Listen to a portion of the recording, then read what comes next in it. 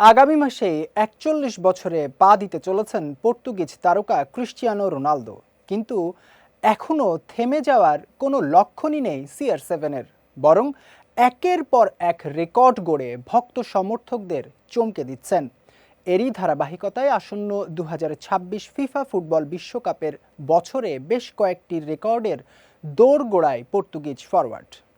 গতকাল Saudi pro লিগে আল নাসরের হয়ে একটি গোল করেছেন রোনালদো। এতে পর্তুগিজ তারকার ক্যারিয়ারে মোট গোল সংখ্যা এখন ৯৫৮। রেকর্ড ১০০০ গোলের মাইল ফলক ছুঁতে রোনালদোর বাকি মাত্র ৪২ গোল।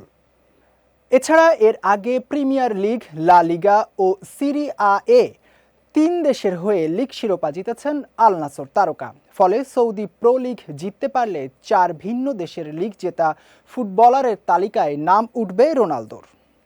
এদিকে ২০২৬ বিশ্বকাপে গোল করতে পারলেই ইতিহাস গড়বেন পর্তুগিজ ফরওয়ার্ড। ৬টি বিশ্বকাপে গোল করা প্রথম খেলোয়াড় হবেন তিনি।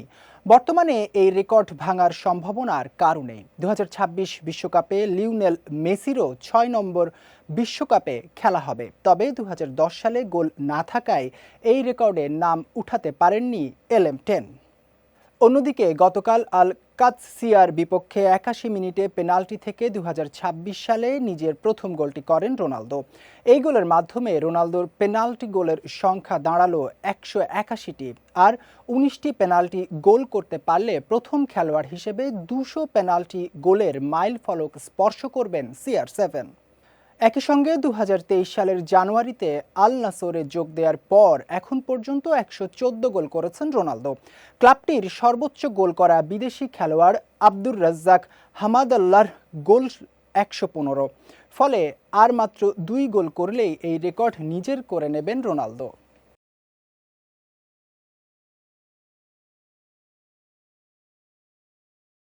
এছাড়া ৩০ বছর পার করার পর রোনালদোর গোল সংখ্যা এখন ৪৯৫। আর ৫ গোল করলেই ৩০ বছরের পর ৫০০ গোল করা ইতিহাসের প্রথম ফুটবলার হিসেবে নাম লিখাবেন পর্তুগিজ মহাতারকা।